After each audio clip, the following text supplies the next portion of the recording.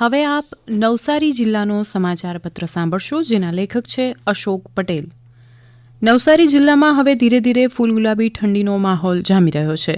જોકે આ અઠવાડિયાના પ્રારંભે 2 દિવસ રાત્રે લઘુત્તમ તાપમાન 17 ડિગ્રી સુધી પહોંચી ગયું હતું.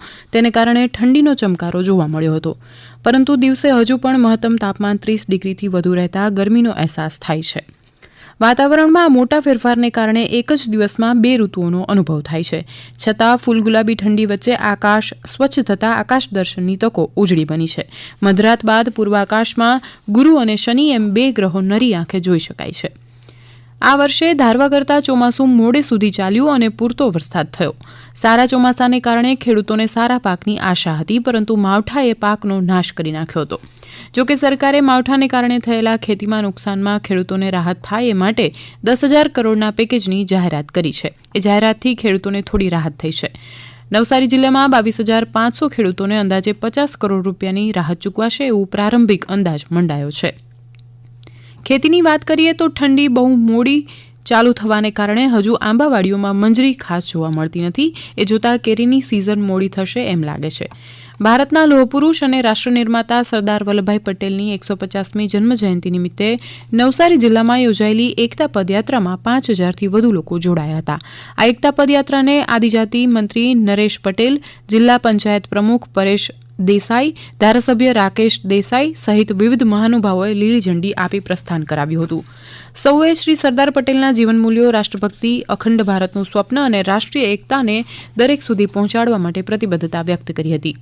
આ પદયાત્રામાં સરદાર પટેલ વેશભૂષામાં 150 પદયાત્રીઓએ ભાગ લીધો હતો. પદયાત્રામાં ઉપસ્થિત સૌએ સ્વદેશી ચીજવસ્તુઓ અપનાવવા શપથ ગ્રહણ કર્યા હતા. આ સાથે જિલ્લાની વિવિધ શાળામાં યોજાયેલ સ્પર્ધામાં વિજેતા બનેલા વિદ્યાર્થીઓને મહાનુભાવોના હસ્તે પ્રમાણપત્ર આપી સન્માનિત કરાયા હતા. વિકાસના કામોની વાત કરીએ તો નવસારી મહાનગરપાલિકા દ્વારા 57 કરોડના ખર્ચે બનાયેલા અદ્યતન ઓડિટોરિયમનું પ્રધાનમંત્રી નરેન્દ્ર મોદીએ વર્ચ્યુઅલ લોકાર્પણ કરી નવસારી શહેરીજનો માટે ખુલ્લો મૂક્યો હતો. આ ઓડિટોરિયમમાં બેન્ક્વેટ 200 વ્યક્તિઓ બેસી શકે તેવો અદ્યતન કોન્ફરન્સ હોલ, 800 જેટલી બેઠકની ક્ષમતા ધરાવતું આધુનિક હોલ, તદુપરાંત આધુનિક સાઉન્ડ સિસ્ટમ તેમજ લાઇટિંગ, સીસીટીવી કેમેરા જેવી ટેકનોલોજી સહિત હોલનું નિર્માણ કરવામાં આવ્યું છે. આ ઉપરાંત મંત્રી CR પાટીલના હસ્તે જિલ્લા કક્ષાનું મોડેલ ફાયર સ્ટેશન તથા જળશક્તિ અભિયાન અંતર્ગત કેચ ધ રેન હેઠળ ટ્રાફિક આઇલેન્ડ સ્કલ્પચરનું લોકાર્પણ કરાયું. એ જ રીતે ગણદેવી તાલુકાના બિલીમોરા ગામના હાંસપોર અબ્રામા અમલસાડ બિલીમોરા રોડ ખાતે 50 કરોડના ખર્ચે અંબિકા નદી પર મેજર બ્રિજના નિર્માણ કાર્ય તથા અમલસાડ સરીબુજરંગ છાપર મેંધર રોડ ઉપર નવા બોક્સ કલવર્ટનું કામનું ખાતમુહૂર્ત કેન્દ્રીય મંત્રી CR પાટીલના હસ્તે કરવામાં આવ્યું.